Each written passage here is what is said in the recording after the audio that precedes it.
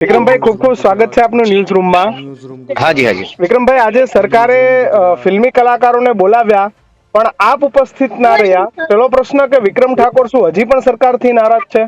ના ના, સરકારથી પહેલા બી નારાજ નતો, અત્યારે બી નારાજ નથી. ખાલી મેં તો એક દુઃખ વ્યક્ત કર્યું હતું કે ભાઈ મારા ક્ષત્રિય સમાજના કલાકારો તથા બીજા અન્ય કલાકારોને સન્માન મળવું જોઈએ, અને જે સન્માન તમે અત્યારે કર્યું એ બદલ ખરેખર ગુજરાત સરકારનો ખૂબ ખૂબ આભાર. બીજું શું, સારું કર્યું. પણ તમે ઉપસ્થિત ના રહ્યા એટલે એક પણ ચર્ચાઓ ચાલી કે વિક્રમ ઠાકોર નારાજ છે. ના ના ના, એકચ્યુઅલી મુદ્દો જયારે બી આ ઉઠાવ્યો ત્યારે મુદ્દો મેં મારો વ્યક્તિની ગેરહાજરી હેરો, પણ મેં પહેલા પણ મીડિયા થ્રુ કીધેલું જ છે કે ભાઈ મેં મારા માટે મુદ્દો ઉઠાવ્યો હતો ને. મુદ્દો ઉઠાવ્યો તો દરેક કલાકારો માટે ઉઠાવ્યો હતો ને મેં. એ ક્ષત્રિય સમાજના કલાકારો હોય કે અન્ય સમાજના કલાકારો, દરેક કલાકારના સન્માન માટે મેં આપલું મુદ્દો ઉઠાવ્યો હતો. અને એ મેં વાત સરકાર સામે મૂકીને સરકારે વાત સ્વીકારી લીધી ને દરેક કલાકારોને બોલાવી દીધા. બસ એટલું. આપણે જે મારા નાના કલાકારની વાત એમને સાંભળી, એ બહુ મોટી વસ્તુ કહેવાય. એમનો ખૂબ ખૂબ આભાર માનું છું ભાજપ સરકારનો. હિતુ કનોડિયાને જયારે પૂછવામાં આવ્યું કે ભાઈ હાજી વિક્રમભાઈ ગેરહાજર છે, તો એમને હા કહ્યું કે હા ભાઈ સરકારે બધાને આમંત્રિત કર્યા હતા, હાજી પણ જે હાજી. લોકો આવી શકે એના જ નામ લિસ્ટમાં હતા. એટલે તમારું નામ લિસ્ટમાં ન હતું એટલે ચર્ચાઓ શરૂ થઈ કે વિક્રમ ઠાકોર હજી પણ નારાજ છે. ના ના, નારાજગી એવું કે એ વખત બી નારાજ તો હતો જ નહીં હું. આપણે ખાલી દુઃખ જ વ્યક્ત કર્યું હતું ને, એ બી બીજા કલાકારો માટે. મેં મારા માટે કીધું જ નતું. એ વખત બી મેં કોઈ એવું નથી કે વ્યક્તિગત મારા માટે કે ભાઈ મને નહીં બોલાયો કે ભાઈ એવું. મેં તો પેલા બી નતું કીધું, અત્યારે બી કહું છું કે હું જવું ના જોઉં કોઈ સવાલ જ નતો. મારા દરેક કલાકાર નો ત્યાં આવી રીતે સન્માન થાય એ મારે જોતું હતું, ને જે અત્યારે સરકાર શ્રી એ કર્યું એ બદલ એમનો ખૂબ ખૂબ આભાર. આપ હાજી. ગેરહાજર રહ્યા એનું કોઈ કારણ? તમને આમંત્રણ માટે ગેરહાજર ફોન આવ્યો હતો સરકાર તરફથી? સરકાર તો હિતુભાઈ નો ફોન આવ્યો હતો, હિતુ કનોડિયા સાહેબનો. હમ 2 દિવસ પહેલા અમારા ફોન પર બી ચર્ચા થઈ હતી, પણ એટલે આમંત્રણ વાળી ચર્ચા નથી થઈ. ખાલી એમ જ કભી આ થયું એટલે ખોટું થયું. પણ પછી એમણે રવિવારે મેસેજ મને મૂકેલો. હમ હા, કે વિધાનસભામાં ફિલ્મોના દરેક કલાકારો જે બી કલાકારો એમનું સન્માન કરવાનું છે. હમ હા, તો એવું એમને મને મેસેજ મૂકેલો. અને પછી મારો ફોન એકચુઅલી 2 દિવસ બંધ હતો. કદાચ તમે બી ટ્રાય કર્યો હોય તો, કેમ કે જાણવા માટે તમે બી ટ્રાય કર્યો છે તો તમને ખબર હશે. 2 દિવસ મારો ફોન જ બંધ હતો. તો વિક્રમભાઈ એમ છતાં પણ ના ગયા એટલે હજી ક્યાંક ના ના કચવાહટ ના કે નારાજગી નાની ના મોટી ના કે ના ના ના, હવે કોઈ વાંધો નથી? કોઈ જ વાંધો નથી. બસ આપડે તો બધાનું સન્માન થયું એ મારું સન્માન જ છે. બરાબર. દરેક કલાકારનું સન્માન થયું, આજે થશે, આજે થયું, કાલે થશે, એ મારું સન્માન છે. અને વિક્રમ બસ ઠાકોર બીજું ને સરકાર માંથી કોઈનો ફોન આવ્યો છે અત્યાર સુધી કે ખાલી હિતુભાઈ નો જ આવ્યો હતો?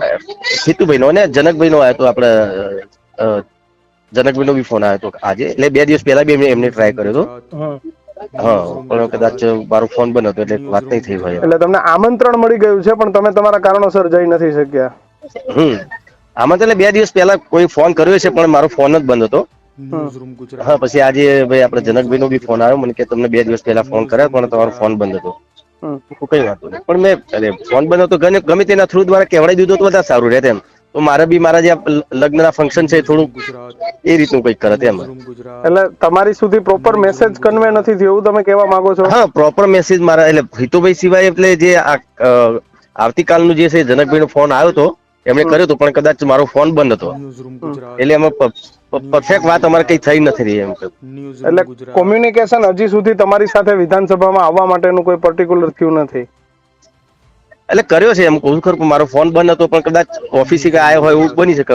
આવ્યો હોય કે ના, મને ખબર નહીં. કોઈ રૂબરૂ મુલાકાત લીધી હોય તો વધારે ખબર પડે ને કે શું આયોજન છે એ લોકોનું એમ.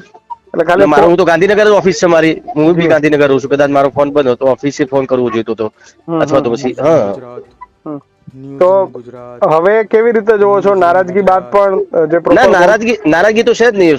સરકારે ભાઈ મારા જેવા કલાકારનું સાંભળ્યું જ મહત્વનું છે ને. બસ મારું તો એ જ છે કે આગળ જતા બી કોઈ સમાજ, દરેક સમાજનું કોઈ આવું કઈ થતું હશે, કોઈ મુદ્દો હશે, તો હું સરકાર સમક્ષ રજૂ કરીશ. મને લાગશે કે ભાઈ આ કરવા જેવું છે એમ. તમે મારા હવે એક વિધાનસભા જવાના ખરા કાલે આવતીકાલે? ના સર, હું નહીં જઈ શકું. હું લગ્નમાં છું ને, એટલે મારા મામાના દીકરાના લગ્ન છે. હા, એટલે લગ્નમાં છું. ઓકે વિક્રમભાઈ, શું મેસેજ આપશો છેલ્લે? તમારા બાદ આખી આ પ્રકારે સરકારે બધાને બોલાવ્યા, શું મેસેજ આપશો અને તમારી હવે શું માંગ? અરે, આ બાબતે હું એટલું જ કહીશ કે ભાઈ હું બધા કલાકારોને સન્માન મળ્યું એનો નિમિત્ત બન્યો કદાચ, તો ખરેખર મારું કીધું સાંભળ્યું એ બહુ મોટી વસ્તુ છે મારા માટે. કેમ કે સરકારશ્રી આવડી મોટી ભાજપ સરકાર હોય અને ખાલી એક નાનો મુદ્દો જ મેં મૂક્યો હતો. એક મારું દુઃખ વ્યક્ત કર્યું હતું કે ભાઈ દરેક કલાકારો બોલાવજો. તો હું ખાલી ભાજપ સરકારને બીજી અત્યારે પહેલા તો થેન્ક યુ કહું છું અને બીજી વિનંતી કરું છું કે આગળ જતા જે ગુજરાત સરકારના જે કાર્યક્રમો હોય એમાં દરેક કલાકારોને આમંત્રણ આપે. બસ જે લાયક હોય એ લોકો કલાકારની વાત અને કરું છું. તમે હવે વિધાનસભા જશો કે કલાકાર નહીં જશો? તમને જે રીતે કહો છો કે ભાઈ નીતુભાઈ નો ફોન આવ્યો તો, મેસેજ આવ્યો તો હવે તમે વિધાનસભા જવાના કે નથી જવાના? ને અત્યારે તો નથી જવાનું, પણ કદાચ 2-3 દિવસમાં કદાચ સીએમ સાહેબની મુલાકાત લેવા હું જઈશ. ખૂબ ખૂબ આભાર વિક્રમભાઈ અમારી સાથે જોડાવા બદલ. Thank you.